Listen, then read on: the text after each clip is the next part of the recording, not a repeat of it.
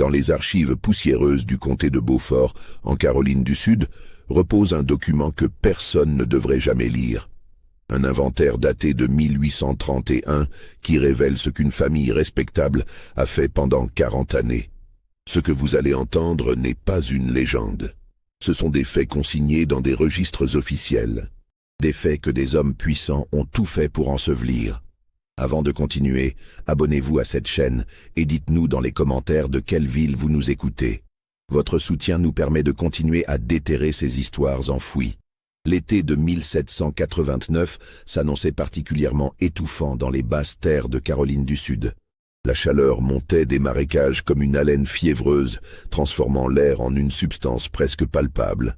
C'était l'année où George Washington prêtait serment comme premier président des États-Unis nouvellement formé, mais dans ces contrées reculées du Sud, les préoccupations demeuraient ancrées dans des réalités bien plus immédiates.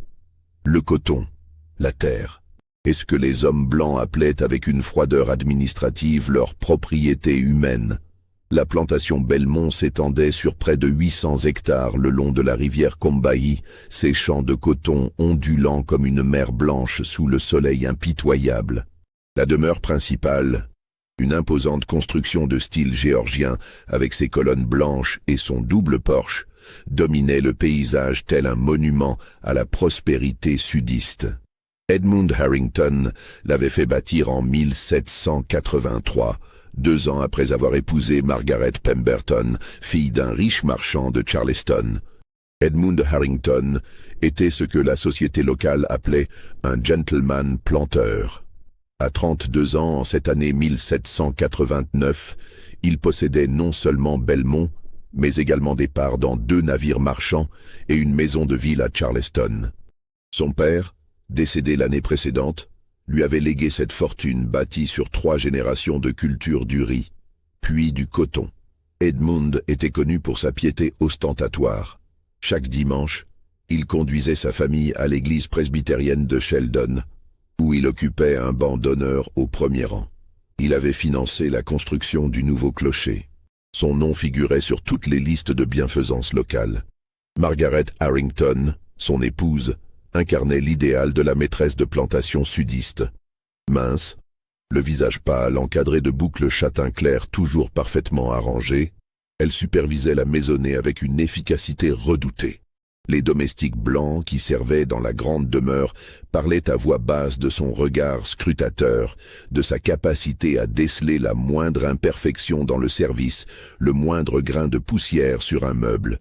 Elle tenait des registres méticuleux de tout ce qui concernait la gestion domestique, notant chaque dépense, chaque événement, avec une précision qui frisait l'obsession. Le couple avait 3 fils. Edmund Jr., né en 1784, un garçon robuste aux cheveux blonds qui ressemblait trait pour trait à son père. Thomas, né en 1786, plus mince et studieux avec les yeux verts perçants de sa mère. Et William, le plus jeune, né en 1788, encore un nourrisson en cette année 1789. Mais ce n'étaient pas les membres blancs de la famille qui constituaient la véritable population de Belmont. Dans les quartiers des esclaves, une série de cabanes en bois grossièrement équarries s'alignaient derrière les champs, abritant les 87 personnes que Edmund Harrington inscrivait dans ses livres de comptes comme « inventaire humain ». Des hommes, des femmes, des enfants. Certains nés sur la plantation, d'autres achetés lors de ventes aux enchères à Charleston ou Savannah. La société de Caroline du Sud en cette fin de XVIIIe siècle fonctionnait selon des codes rigides. L'esclavage n'était pas seulement une institution économique, c'était le fondement même de l'ordre social. Les lois, rédigées par et pour les propriétaires blancs, ne laissaient aucune ambiguïté. Une personne esclavisée n'avait aucun droit légal. Elle ne pouvait témoigner contre un blanc. Elle ne pouvait posséder de biens. Elle ne pouvait apprendre à lire ou à écrire. Elle était, aux yeux de la loi, un bien meuble comme un cheval ou une charrue. Cette déshumanisation légale créait un espace où l'impensable devenait possible, où des hommes qui se prétendaient chrétiens, qui citaient les Écritures le dimanche, pouvaient commettre des actes d'une cruauté systématique sans que leur conscience ne soit troublée, car la loi elle-même leur donnait raison. La société elle-même approuvait. L'Église elle-même se taisait. Edmund Harrington comprenait parfaitement les mécanismes de ce système. Il avait été élevé dans cette réalité, avait vu son père gérer la plantation avec une efficacité impitoyable.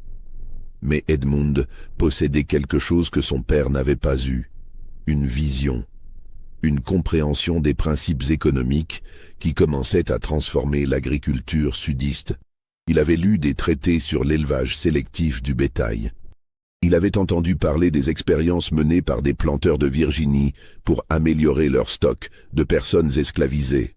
Et c'est ainsi qu'en cette chaude nuit d'août 1789, Edmund Harrington prit une décision qui allait transformer Belmont en théâtre d'une horreur méthodique. Une décision dont les conséquences se répercuteraient pendant 4 décennies, jusqu'à ce qu'un homme découvre par accident ce qui s'était vraiment passé derrière les colonnes blanches de la grande demeure.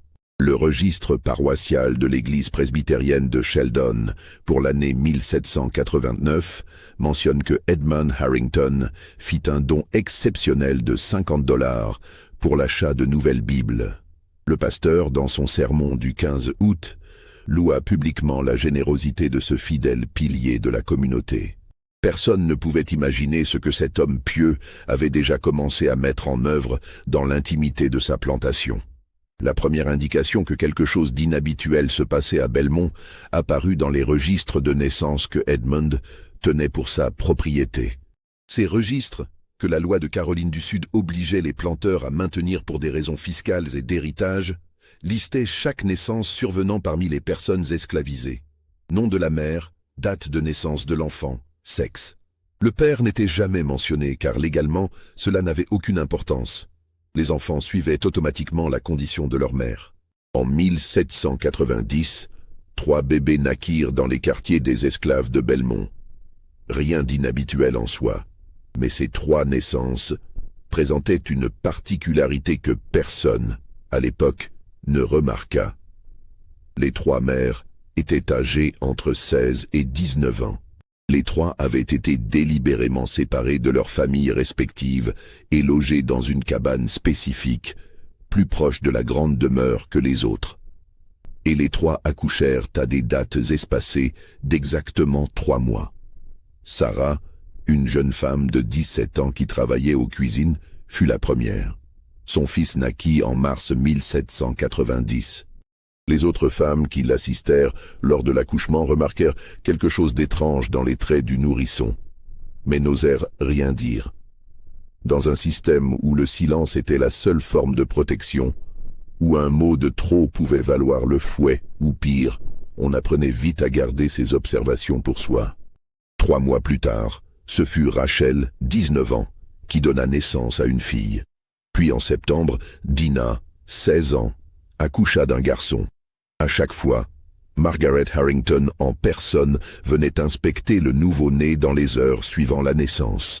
Elle prenait des notes dans un petit carnet relié de cuir noir qu'elle gardait toujours avec elle.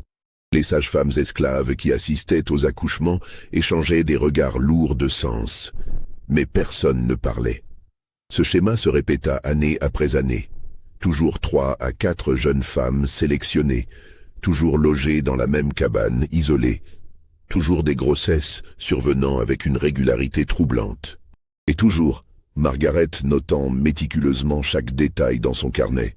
Mais ce n'était là que la surface visible d'une réalité bien plus glaçante. Car ce qui se passait réellement à Belmont dépassait de loin ce que les simples registres de naissance pouvaient révéler. Joshua, un homme de 45 ans qui supervisait les travaux des champs, commença à remarquer un changement dans le comportement du maître et de ses fils vers 1800. Edmund Jr. avait alors 16 ans, l'âge où les jeunes hommes blancs de la Plantation Society commençaient leur initiation aux réalités de la gestion d'une propriété esclavagiste. Ce que Joshua observa le glaça d'effroi. Certaines nuits, il voyait des silhouettes se déplacer entre la grande demeure et la cabane isolée. Parfois, Edmund lui-même. Parfois son fils aîné.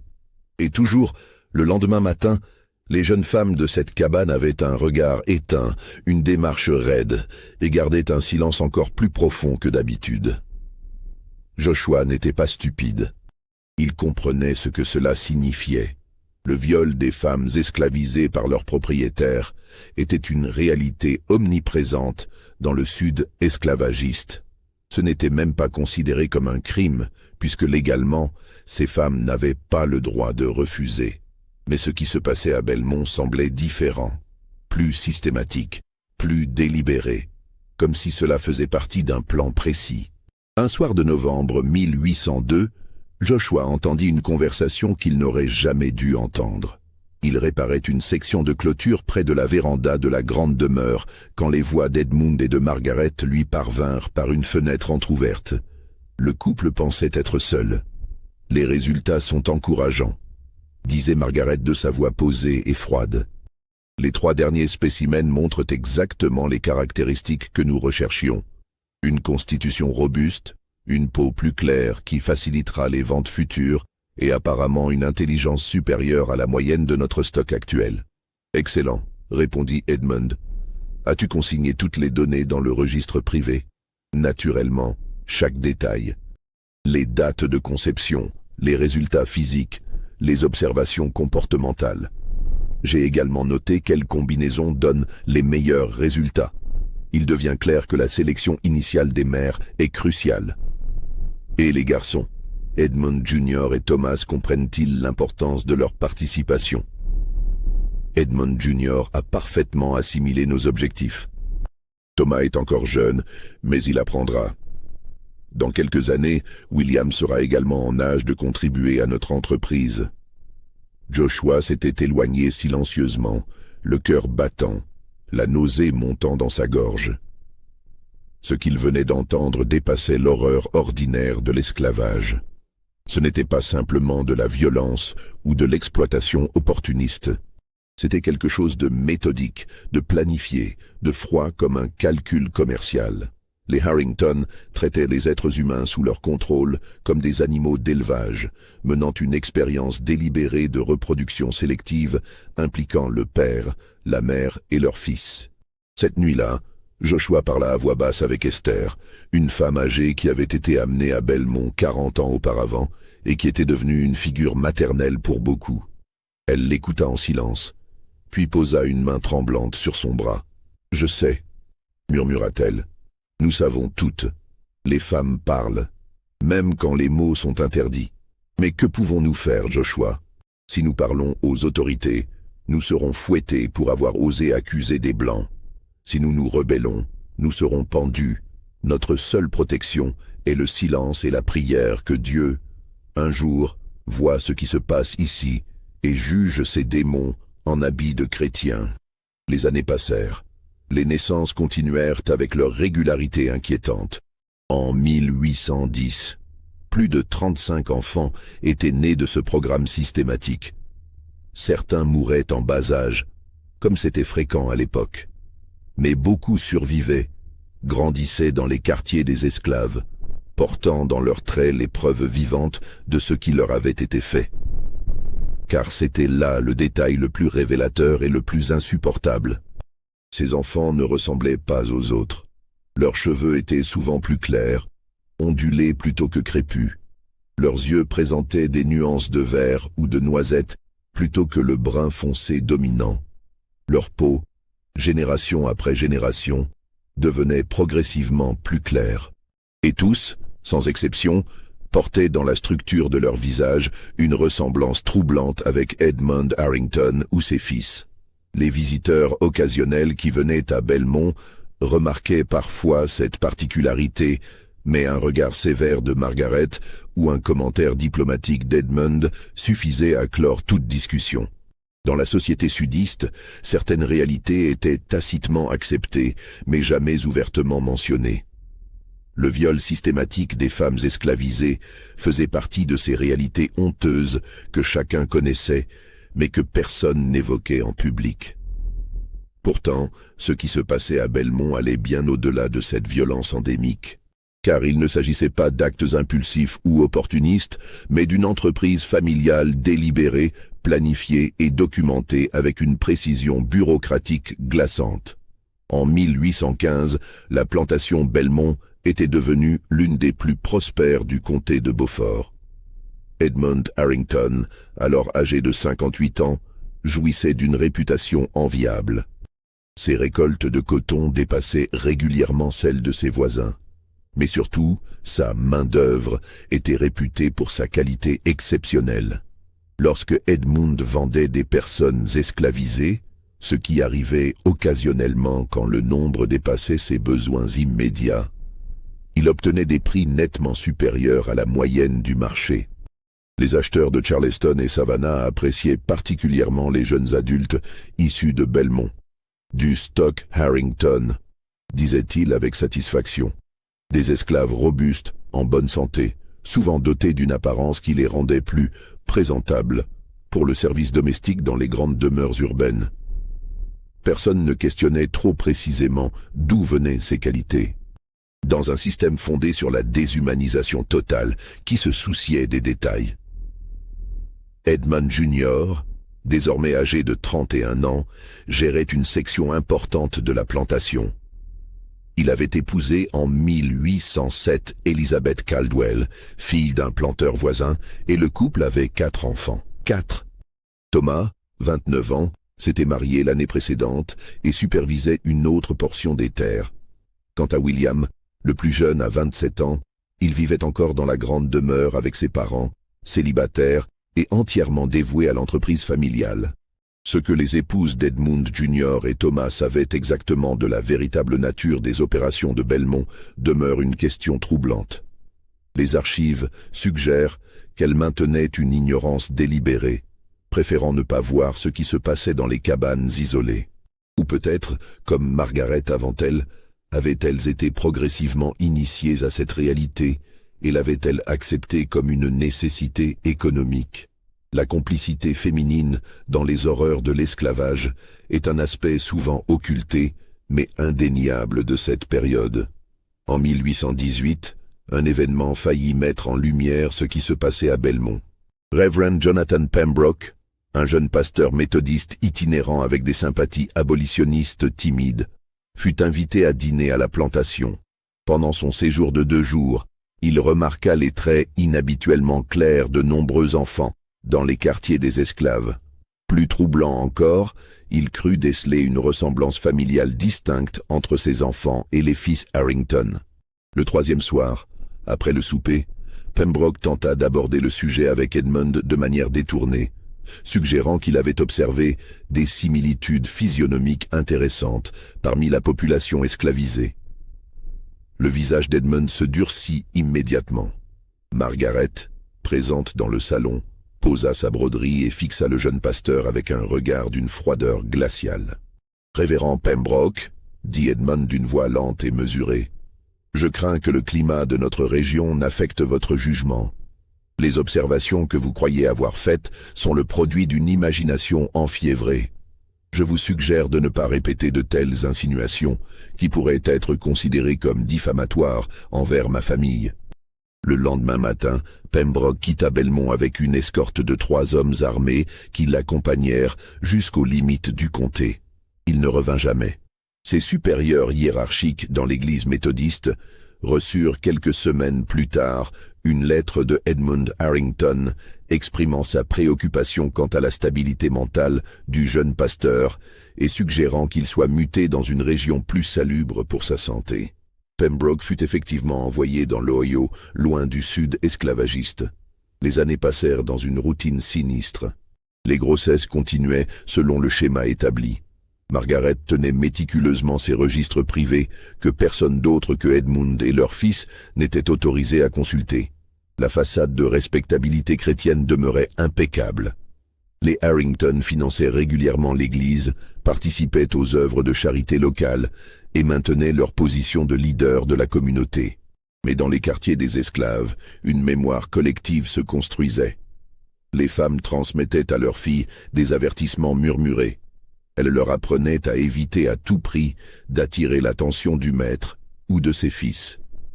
Elle leur enseignait que certaines cabanes étaient des lieux maudits où des choses terribles se produisaient. Et elle leur disait de se taire, toujours se taire, car la parole était un luxe que les personnes esclavisées ne pouvaient se permettre. Joshua, qui avait maintenant 70 ans, avait vu 40 années de cette horreur méthodique. Il avait vu des générations d'enfants naître, portant dans leur visage la preuve vivante de ce que leur famille subissait. Il avait vu des jeunes femmes perdre la lumière dans leurs yeux après avoir été sélectionnées pour la cabane isolée. Il avait vu le système parfaitement organisé par lequel les Harrington transformaient des êtres humains en instruments de profit. En 1823, Joshua tomba malade. Sachant qu'il allait mourir, il fit venir près de lui Nathan, un jeune homme de 25 ans, qui était l'un des rares esclaves de Belmont, sachant lire et écrire, compétences acquises secrètement, malgré les lois l'interdisant. « Nathan, » murmura Joshua d'une voix faible, « je vais te dire quelque chose que tu dois retenir et transmettre. Un jour, peut-être pas de notre vivant, mais un jour, la vérité sur cet endroit devra être connue. Souviens-toi de tout ce que je vais te raconter. Souviens-toi des noms, des dates, des détails. Et si jamais l'occasion se présente, témoigne. Témoigne de ce qui s'est passé ici pendant toutes ces années. » Nathan écouta pendant des heures. Le vieil homme lui racontait tout ce qu'il avait vu depuis 1789. Les conversations entendues, les schémas observés, les vérités que personne n'osait prononcer à voix haute. Nathan grava chaque mot dans sa mémoire, sachant qu'il devenait le gardien d'une histoire qui ne devait pas être oubliée. Joshua mourut 3 jours plus tard. Edmund Harrington nota dans son registre « Perte d'inventaire ». Joshua, mâle, âge estimé 70 ans, cause naturelle. Aucune autre mention. 40 années de témoignages silencieux réduites à une ligne dans un livre de comptes. L'année 1830 débuta avec une sécheresse inhabituellement sévère. Les champs de coton souffraient et avec eux les revenus de Belmont. Edmund Harrington, maintenant âgé de 73 ans, sentait le poids des années. Sa santé déclinait progressivement. Les tremblements dans ses mains rendaient difficile la tenue de ses registres, tâche qu'il déléguait de plus en plus à William, son fils cadet. Margaret, 68 ans, demeurait étonnamment alerte. Son esprit restait vif, sa mémoire intacte, et son contrôle sur les affaires domestiques de la plantation aussi rigoureux qu'il l'avait toujours été. C'était elle qui continuait à superviser directement la sélection des jeunes femmes. Elle qui notait méticuleusement chaque nouvelle naissance dans son carnet relié de cuir noir, désormais accompagné de plusieurs volumes supplémentaires contenant 40 années de données. En mai 1830, Edmund tomba gravement malade. Une fièvre intense le cloua au lit pendant des semaines. Les médecins de Charleston furent appelés, mais leur traitement de saignée et de purge ne firent qu'affaiblir davantage le vieil homme. En juillet, il était clair qu'Edmund Harrington ne survivrait pas à l'été.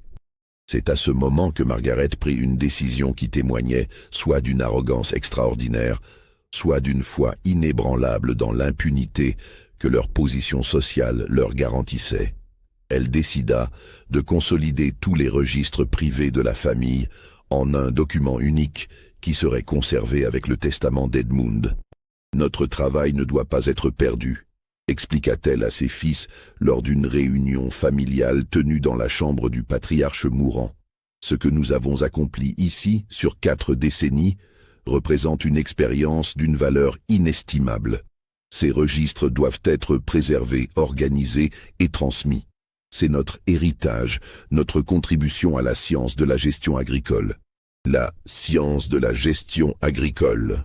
Les mots sortaient de sa bouche avec une froideur clinique, comme si elle parlait de l'élevage des chevaux ou de l'amélioration des semences de coton, comme si les êtres humains, dont elle documentait méticuleusement les viols, les grossesses forcées, les lignées génétiques, n'étaient que du bétail dans une expérience d'élevage.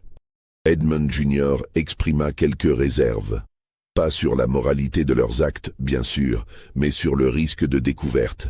Mère, si ces documents tombent entre de mauvaises mains, s'ils sont lus par quelqu'un qui ne comprend pas notre vision, qui les lirait? L'interrompit Margaret avec un sourire froid. Un notaire qui doit sa carrière à notre famille. Des juges qui sont nos amis et nos pères. Des autorités qui profitent elles-mêmes du même système. Nous sommes protégés par la structure même de notre société, mon fils. Personne n'osera nous questionner. Thomas acquiesça silencieusement, mais William semblait mal à l'aise. Peut-être le plus jeune des fils avait-il conservé une once de conscience que ses frères avaient depuis longtemps étouffée. Ou peut-être comprenait-il simplement mieux que sa mère que les temps changeaient, que les murmures abolitionnistes du Nord devenaient de plus en plus audibles, que le système qui avait semblé éternel commençait à montrer des fissures. Edmund Harrington mourut le 12 août 1830, à 3 heures de l'après-midi, entouré de sa femme et de ses 3 fils.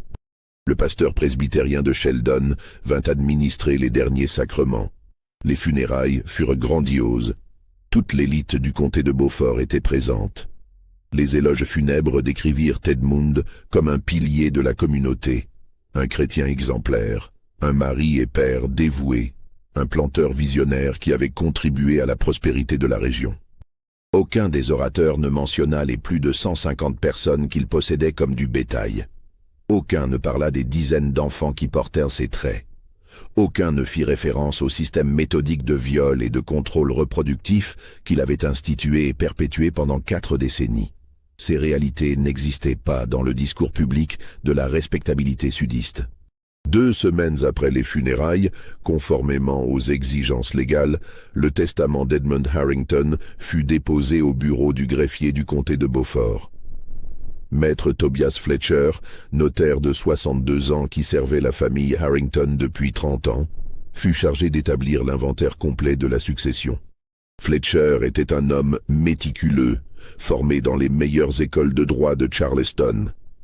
Sa réputation d'intégrité professionnelle était irréprochable.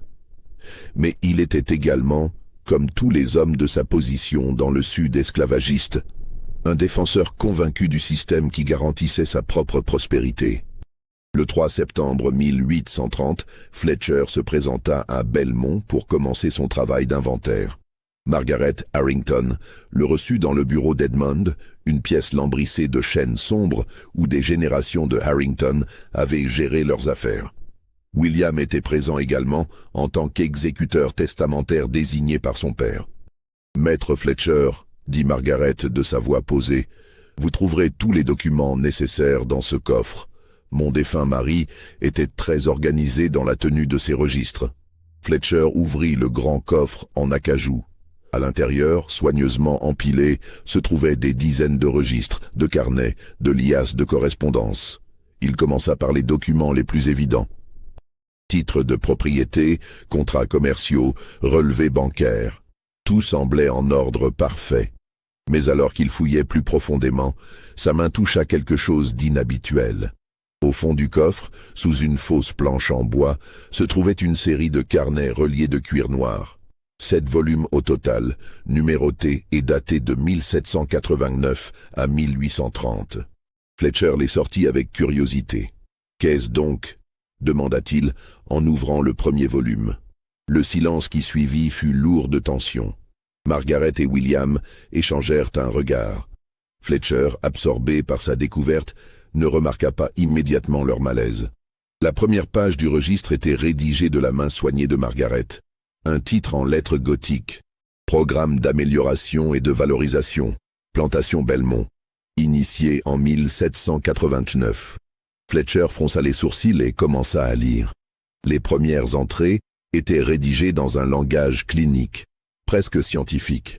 Margaret y décrivait ce qu'elle appelait l'objectif de notre entreprise. Augmenter la valeur marchande de la population esclavisée de Belmont par une sélection rigoureuse et un contrôle systématique de la reproduction. Le notaire continua à lire, page après page, son expression passant de la curiosité à la confusion, puis à l'incrédulité, et finalement à quelque chose qui ressemblait à de l'horreur. car ce qu'il découvrait dépassait même les normes brutales de l'esclavage qu'il considérait pourtant comme normal. Les registres documentaient tout. Chaque jeune femme sélectionnée, identifiée par son nom, son âge, ses caractéristiques physiques. Les dates précises où Edmund, puis ses fils, à mesure qu'ils atteignaient l'âge adulte, les visitaient. Les grossesses qui en résultaient. Les naissances. Les descriptions détaillées des enfants, notant la couleur de leur peau, de leurs cheveux, de leurs yeux. Des observations sur leur développement physique et mental. Des annotations sur lesquelles seraient regardées pour le travail de plantation et lesquelles seraient vendues pour le service domestique en ville, car leur apparence plus claire leur conférait une valeur supérieure sur le marché. Margaret avait même créé des tableaux généalogiques, des arbres reliant chaque enfant à sa mère et, de manière implicite mais indéniable, à son père biologique parmi les hommes Harrington. Elle avait noté des réussites et des échecs, évaluant le rendement de chaque combinaison comme un éleveur noterait les résultats de l'accouplement de chevaux de race. Fletcher lut pendant plus d'1 heure, incapable de détourner les yeux malgré la nausée croissante qu'il ressentait. Il découvrit que le programme n'avait pas seulement impliqué Edmund et ses 3 fils, mais que Margaret elle-même avait joué un rôle actif et directeur. C'était elle qui sélectionnait les jeunes femmes selon des critères précis. C'était elle qui établissait le calendrier. C'était elle qui supervisait chaque étape du processus avec l'efficacité froide d'une chef d'entreprise gérant une opération commerciale. Dans un passage daté de 1805, Margaret écrivait « Edmund Jr. a atteint un niveau de compréhension satisfaisant de nos objectifs. Il montre une préférence pour les sujets de constitution robuste, ce qui est conforme à notre stratégie de production de main-d'œuvre agricole de qualité. Thomas, plus jeune, manifeste encore une sensibilité inappropriée, mais l'éducation patiente que je lui prodigue devrait corriger cette faiblesse. » Plus loin, en 1812. William, à 24 ans, s'est révélé le plus efficace de mes fils dans la contribution à notre programme. Les résultats obtenus avec sa participation montrent une constance remarquable dans la qualité des spécimens produits. Les spécimens. Margaret parlait d'êtres humains comme de spécimens de laboratoire. Fletcher ferma finalement le dernier volume et leva les yeux vers Margaret et William. Son visage était pâle, ses mains tremblaient légèrement. Mais ce qu'il dit ensuite révéla les limites morales même d'un homme confronté à l'évidence d'une horreur systématique. « Madame Harrington, dit-il lentement, ces documents sont extraordinairement imprudents. Je comprends que les pratiques qu'ils décrivent ne sont pas, techniquement, illégales dans notre État. La loi nous donne des droits absolus sur notre propriété humaine. Mais les décrire avec tant de détails, les documenter de manière aussi explicite, si ces registres tombaient entre de mauvaises mains, s'ils étaient lus par des abolitionnistes ou même simplement par des personnes de sensibilité délicate, vous suggérez que nous devrions détruire le travail de toute une vie ?» L'interrompit Margaret, sa voix devenant tranchante comme une lame. Ces documents représentent 40 années d'observation méticuleuse de données précieuses. Ils démontrent l'efficacité d'une méthode rationnelle appliquée à la gestion d'une ressource économique. Vous proposez que nous jetions cette connaissance au feu par simple lâcheté ? Fletcher secoua la tête, cherchant ses mots. Je ne parle pas de lâcheté, madame, mais de prudence. Les temps changent. Les discours abolitionnistes gagnent en influence, même si nous savons qu'ils sont fondés sur une sentimentalité irréaliste. Mais ces gens n'hésiteraient pas à utiliser de tels documents pour attaquer non seulement votre famille, mais l'institution entière de l'esclavage. Je vous recommande fortement de ne pas inclure ces registres dans l'inventaire officiel de la succession. Un long silence suivit. William semblait soulagé par cette suggestion, mais Margaret demeurait inflexible. « Ces registres resteront avec les documents familiaux », déclara-t-elle finalement. « Ils ne seront pas mentionnés dans l'inventaire public, je vous l'accorde. Mais ils seront conservés, sécurisés, transmis à mes fils comme partie intégrante de l'héritage Harrington. Un jour, quand les sensibilités ridicules de notre époque auront passé, Quand la raison prévaudra à nouveau, ces documents seront reconnus pour ce qu'ils sont. La preuve d'une vision scientifique, appliquée avec succès. Fletcher n'insista pas davantage. Il était soulagé de ne pas avoir à inclure ces registres dans les documents officiels. Cela lui évitait un dilemme moral qu'il n'était pas préparé à affronter. Il termina son inventaire en listant les biens conventionnels. Terres, bâtiments, équipements. Et bien sûr, les 163 personnes que Edmund Harrington possédait au moment de sa mort. 163 êtres humains réduits à des lignes dans un document légal. Parmi eux, plus de 80 étaient nés du programme, institué par Edmund et perpétué par ses fils. Leurs noms apparaissaient dans l'inventaire officiel, mais pas leur véritable histoire. Pas la manière dont ils avaient été conçus. Pas l'identité de leur père biologique, pas les viols systématiques qui avaient présidé à leur naissance. Si cette histoire vous glace le sang, laissez un commentaire pour nous dire ce que vous en pensez. Pensez-vous que de telles horreurs documentées ont vraiment existé? Votre engagement nous aide à continuer ce travail de mémoire. L'inventaire de Tobias Fletcher fut déposé au greffe du comté de Beaufort en octobre 1830. Il ne mentionnait rien d'inhabituel. La plantation Belmont fut divisée entre les 3 fils Harrington selon les termes du testament. Margaret conserva le droit d'habiter dans la grande demeure jusqu'à sa mort. Les registres secrets demeurèrent cachés, connus seulement de la famille. Mais le silence, aussi soigneusement organisé soit-il, a toujours des fissures. Et l'une de ces fissures portait le nom de Nathan. Nathan avait maintenant 33 ans. C'était l'homme à qui Joshua, sur son lit de mort, avait transmis la mémoire de Belmont. Nathan avait passé les années suivantes à observer, à mémoriser, à graver dans son esprit chaque détail qu'il pouvait glaner sur le fonctionnement véritable de la plantation. Il savait qu'il détenait une connaissance dangereuse, mais il savait aussi qu'un jour, peut-être, cette connaissance pourrait servir à quelque chose. En novembre 1830, un événement inattendu créa l'opportunité que Nathan attendait. Un homme blanc arriva à Belmont, un visiteur inhabituel. Il s'appelait Cornelius Bradford et il venait de Charleston avec une mission spécifique. Bradford était un jeune avocat de 38 ans, associé dans un cabinet juridique respectable de la ville. Mais contrairement à la plupart de ses confrères, Bradford entretenait des sympathies discrètes pour le mouvement abolitionniste naissant. Pas au point de le proclamer publiquement, ce qui aurait été un suicide social et professionnel dans la Caroline du Sud de 1830, mais suffisamment pour être attentif aux rumeurs d'abus particulièrement choquants. Et des rumeurs, il en avait entendu. Dans les cercles discrets de Charleston, où quelques âmes courageuses osaient questionner les aspects les plus brutaux de l'esclavage, le nom de Belmont était murmuré. On parlait d'une plantation où les enfants esclavisés présentaient des ressemblances troublantes avec leurs propriétaires. On évoquait des pratiques qui dépassaient même les normes cruelles habituelles du système. Bradford était venu officiellement pour une affaire juridique mineure concernant une parcelle de terre adjacente à Belmont, mais son véritable objectif était d'observer, de collecter des informations, peut-être de trouver des preuves qui pourraient être utilisées pour exposer ce qui se passait réellement dans cette plantation. Nathan le remarqua dès son arrivée.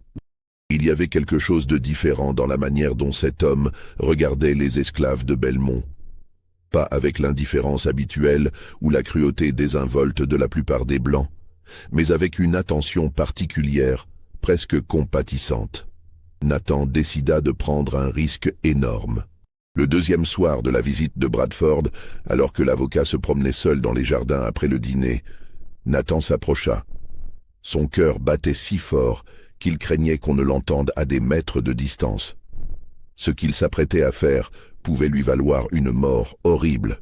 « Monsieur », murmura Nathan en s'inclinant respectueusement, mais en maintenant le contact visuel, ce qui en soi était un acte de défi. « Pardonnez mon audace, mais je crois que vous cherchez des réponses sur cet endroit. » Bradford se raidit, surpris.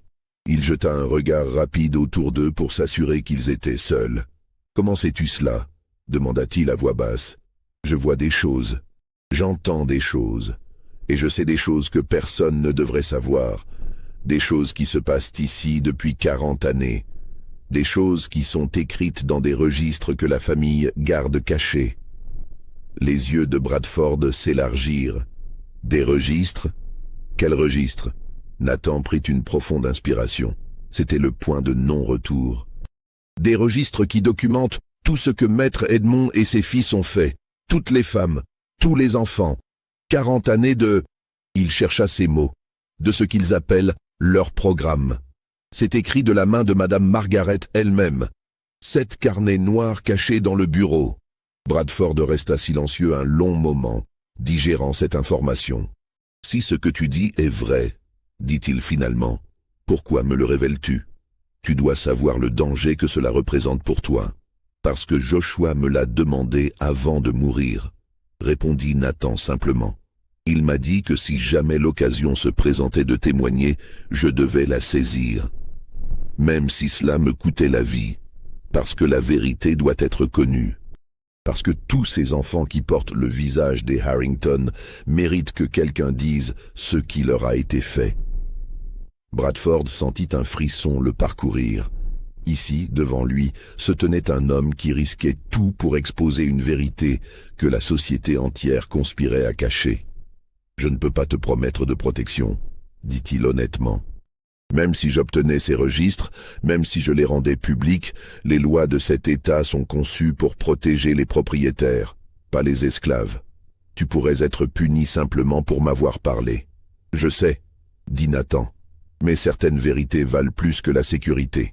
Et si ces registres pouvaient être exposés, si le monde pouvait voir ce qui est écrit noir sur blanc de la main même de ces démons, leur conversation fut interrompue par un bruit de pas.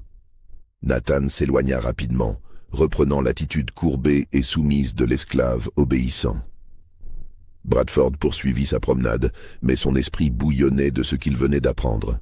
Le lendemain, Bradford tenta d'approcher le sujet de manière détournée avec William Harrington.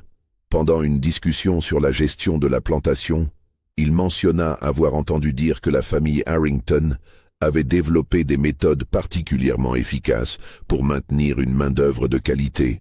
William, sur ses gardes, répondit de manière évasive. « Nous appliquons simplement les principes de bonne gestion, maître Bradford, rien de plus. »« Bien sûr, » dit Bradford en souriant.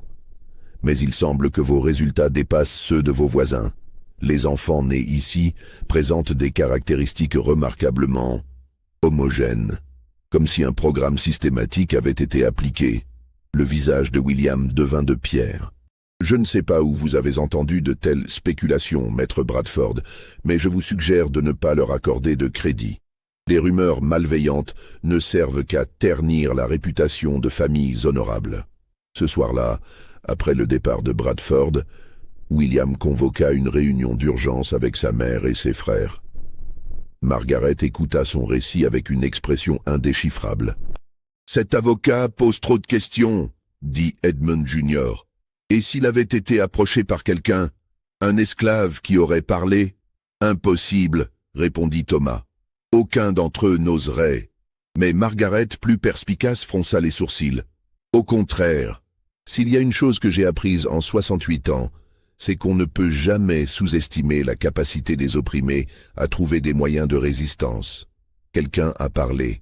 La question est, qui et qu'ont-ils révélé exactement? Les jours suivants furent marqués par une tension palpable à Belmont.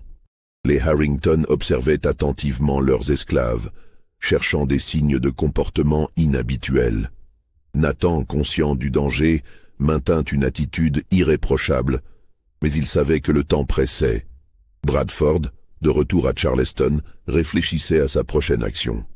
Il avait des informations explosives, mais pas de preuves tangibles.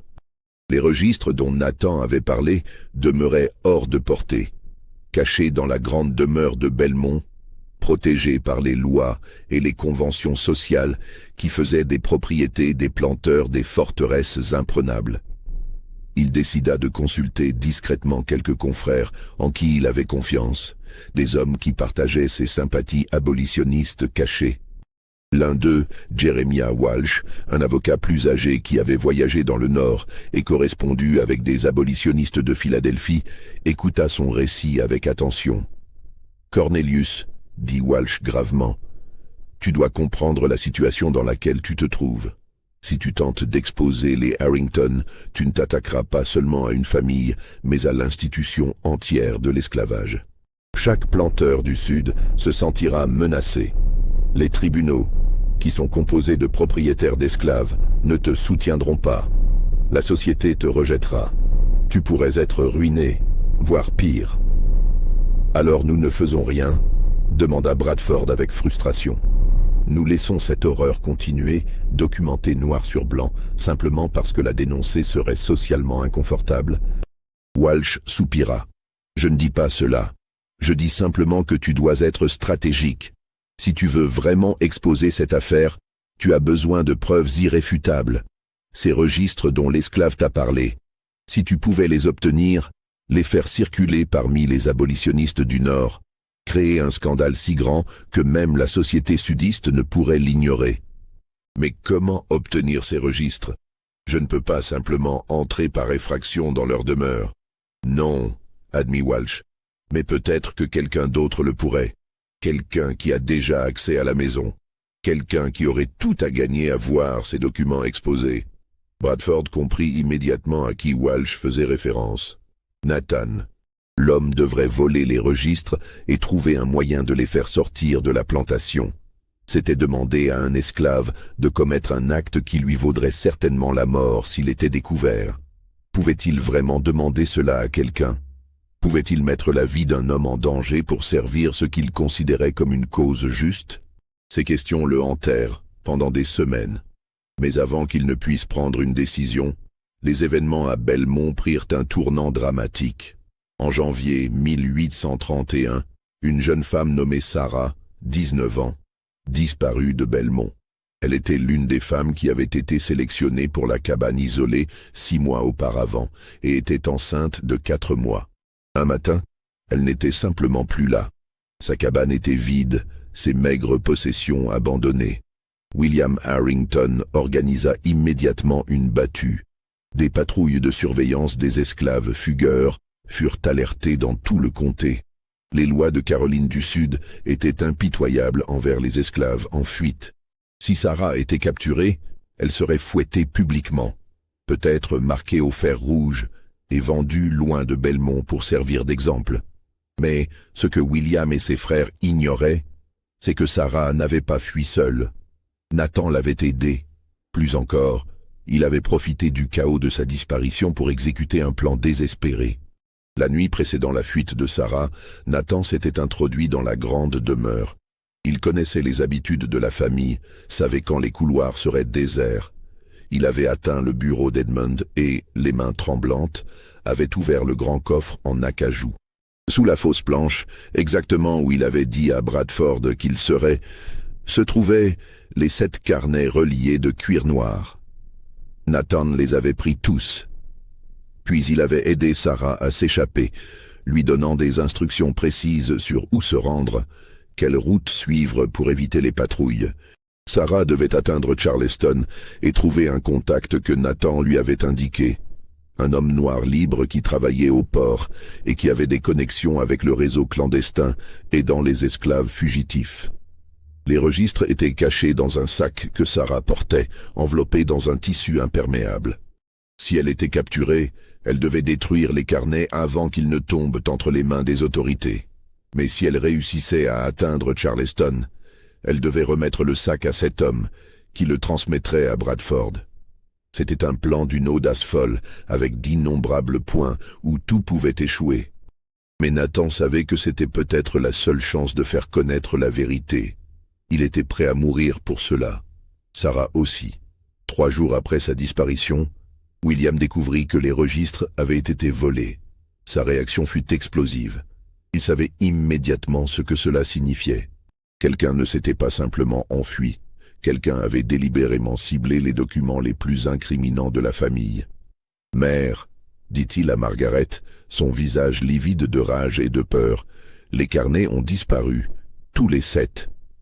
Margaret, pour la première fois depuis que ses fils la connaissaient, sembla perdre sa composure. Son visage se vida de ses couleurs. Elle s'assit lourdement dans un fauteuil, une main pressée contre sa poitrine. « Qui ?» demanda-t-elle d'une voix rauque. « Qui aurait osé ?» Une enquête interne féroce commença immédiatement. Chaque esclave de Belmont fut interrogé, souvent de manière brutale. Mais Nathan avait bien choisi ses confidents. Seules 3 personnes savaient ce qu'il avait fait, et toutes 3 gardèrent le silence même face aux menaces et aux coups. Pendant ce temps, Sarah progressait vers Charleston. Le voyage était épouvantable. Elle devait se déplacer uniquement la nuit, se cacher dans les marécages et les forêts pendant le jour. La faim la tenaillait. La peur était une présence constante.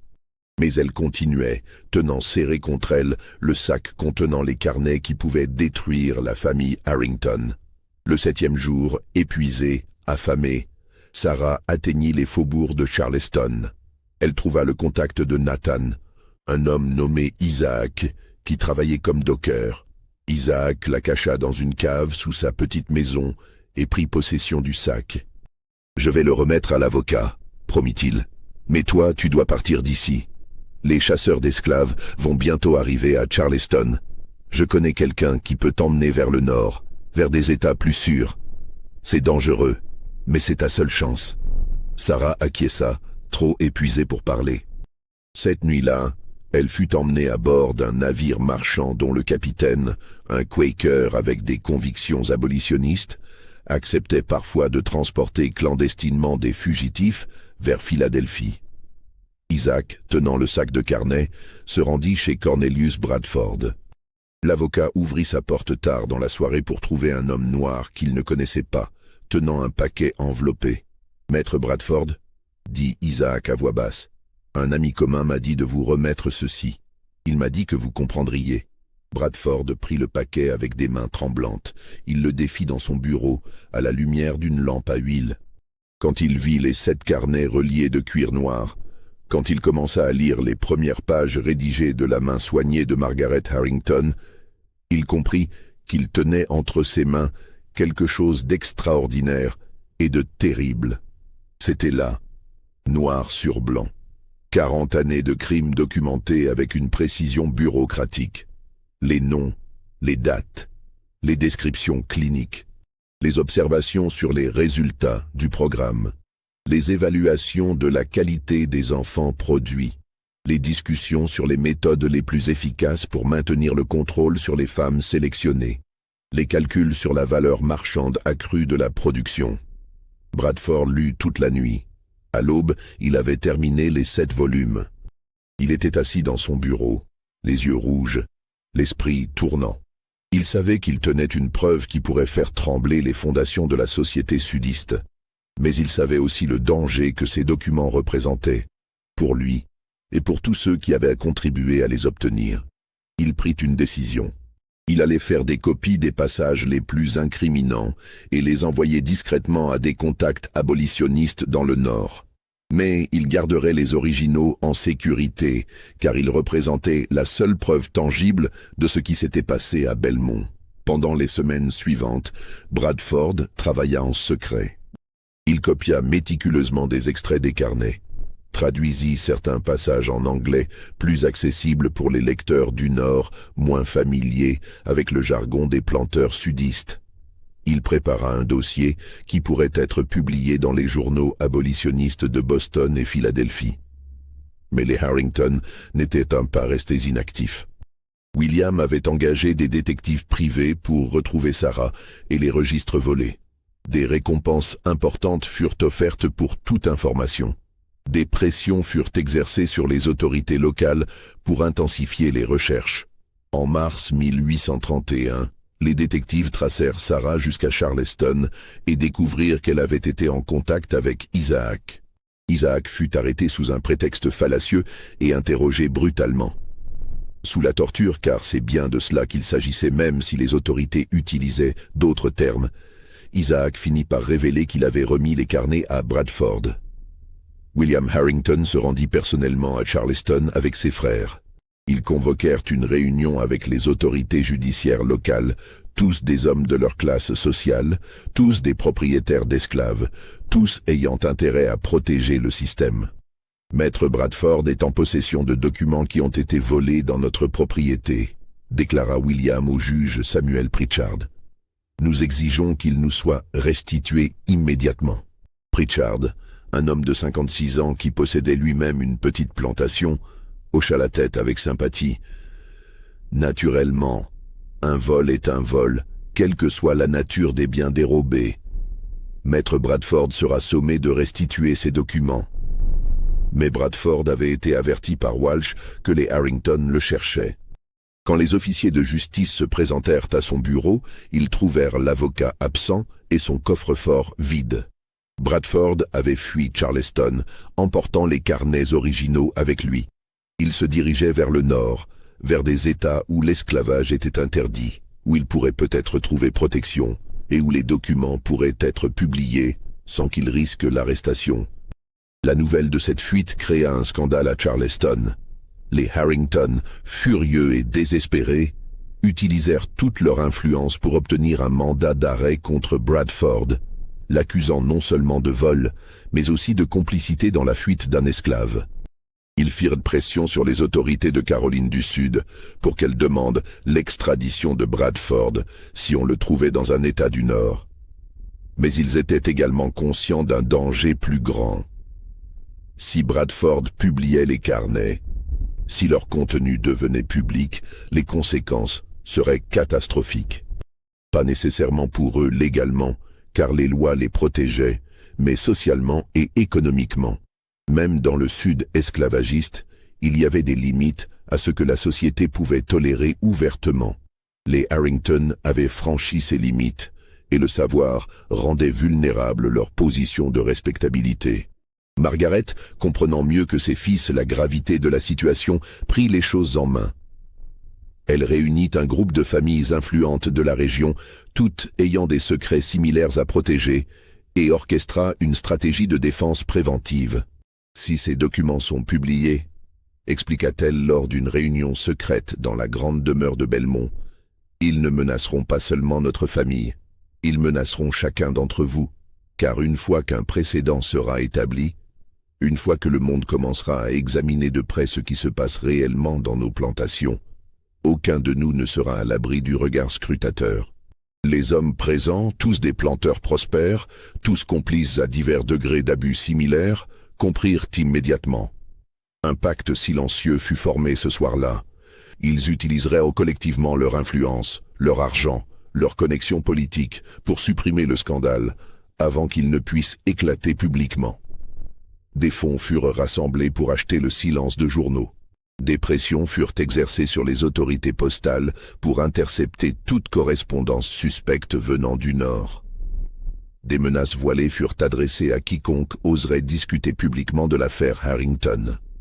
Bradford, pendant ce temps, avait atteint Philadelphie. Il rencontra des leaders abolitionnistes qui furent horrifiés par ce qu'il leur montra. Des plans furent faits pour publier des extraits dans The Liberator, le journal abolitionniste de William Lloyd Garrison. Des sermons furent préparés, dénonçant les horreurs révélées par les carnets. Mais avant que la publication ne puisse avoir lieu, Bradford reçut une visite inquiétante. Deux hommes bien habillés, prétendant être des avocats de Boston, vinrent à son hôtel. Leur message était simple et terrifiant. « Maître Bradford, dit l'un d'eux, nous représentons des intérêts qui préféreraient que certains documents ne voient jamais la lumière du jour. Nous sommes prêts à vous offrir une somme considérable pour ces carnets et votre silence permanent. Si vous refusez, nous ne pouvons garantir votre sécurité, ni celle de votre famille restée en Caroline du Sud. » C'était une menace à peine voilée. Bradford comprit qu'il ne s'agissait plus simplement des Harrington, mais d'une conspiration bien plus large. Des hommes puissants du Nord, ayant des intérêts commerciaux liés au coton du Sud, ne voulaient pas voir le système esclavagiste exposé de manière aussi crue. Bradford se trouvait face à un choix impossible. Publier les documents et risquer sa vie ainsi que celle de sa famille, ou accepter le silence et permettre aux horreurs de Belmont de rester cachées. La décision que prit Cornelius Bradford en ce matin d'avril 1831 reste l'un des aspects les plus troublants de cette histoire. Après 3 jours de réflexion torturée, il accepta l'argent. Les carnets originaux lui furent retirés par les mystérieux émissaires qui promirent qu'ils seraient sécurisés dans un endroit où ils ne causeraient plus de problèmes. Bradford utilisa l'argent pour s'établir dans le Massachusetts, où il vécut le reste de sa vie dans un relatif confort, mais hanté par sa décision. Il mourut en 1857, sans jamais avoir révélé publiquement ce qu'il avait vu dans les registres de Belmont. Mais il laissa derrière lui un témoignage écrit, déposé chez un notaire de Boston, avec instruction de ne pas l'ouvrir avant 50 ans après sa mort. Ce témoignage, redécouvert en 1907, confirmait l'existence des carnets et en décrivait le contenu en détail. Mais les carnets originaux eux-mêmes n'ont jamais été retrouvés. Ils avaient disparu, probablement détruits par ceux qui avaient tout intérêt à ce que leur contenu ne soit jamais révélé. À Belmont, la vie continua comme si rien ne s'était passé. Nathan ne fut jamais formellement accusé du vol des registres, car cela aurait nécessité d'admettre publiquement l'existence de ces documents. Mais il paya le prix de son audace d'une autre manière. 6 mois après la disparition des carnets, Nathan mourut dans ce que les registres officiels décrivirent comme un accident agricole. Les circonstances exactes de sa mort ne furent jamais éclaircies. Sarah, la jeune femme qui avait risqué sa vie pour transporter les carnets, atteignit effectivement Philadelphie. Elle y vécut libre jusqu'à sa mort, en 1868, juste après la fin de la guerre civile. Avant de mourir, elle raconta son histoire à des membres de la communauté noire libre de la ville. Son témoignage fut consigné par écrit et préservé dans les archives d'une église méthodiste africaine. C'est l'un des rares documents de première main confirmant ce qui s'était passé à Belmont. Margaret Harrington mourut en 1838, à l'âge de 76 ans. Jusqu'à la fin, elle maintint que ce qu'elle et sa famille avaient fait était moralement justifiable dans le cadre du système esclavagiste. Ses funérailles furent aussi grandioses que celles de son mari. Le pasteur la décrivit comme une femme de foi et de principe, pilier de la communauté. Edmund Jr., Thomas et William continuèrent à gérer Belmont jusqu'à la guerre civile. Quand les troupes de l'Union occupèrent la région en 1865, la plantation fut partiellement détruite. Les anciens esclaves libérés témoignèrent devant des officiers nordistes de ce qui s'était passé pendant des décennies. Mais à ce moment-là, tant d'horreurs similaires émergeaient de tout le sud que le cas de Belmont se perdit dans le déluge de révélations. Les 3 frères Harrington survécurent à la guerre mais perdirent leur fortune. Edmund Jr. mourut en 1870, ruiné et aigri. Thomas s'établit en Georgie, où il mourut en 1875. William, le dernier survivant, vécut jusqu'en 1882. Dans ces dernières années, affaibli par l'âge et la maladie, il fit venir un pasteur méthodiste et tenta une confession. Ce pasteur, révérend Amos Kettering, nota dans son journal personnel ce que William lui avait raconté. Cette entrée de journal, découverte dans les années 1920 lors du catalogage d'archives ecclésiastiques, fournit une confirmation supplémentaire de l'histoire de Belmont. Le vieil homme pleurait, écrivit Kettering, parlant d'un système qu'il appelait le programme de sa mère. Il décrivait comment, pendant 40 années, sa famille avait méthodiquement violé des femmes qu'il possédait comme esclaves, comment ils avaient traité des êtres humains comme du bétail, comment ils avaient documenté tout cela avec une précision scientifique. Il disait que les carnets avaient été volés, qu'ils avaient tout fait pour les récupérer et supprimer la vérité. Il me demandait si Dieu pouvait pardonner de telles choses. Je ne savais que lui répondre. La plantation Belmont elle-même tomba en ruine après la guerre.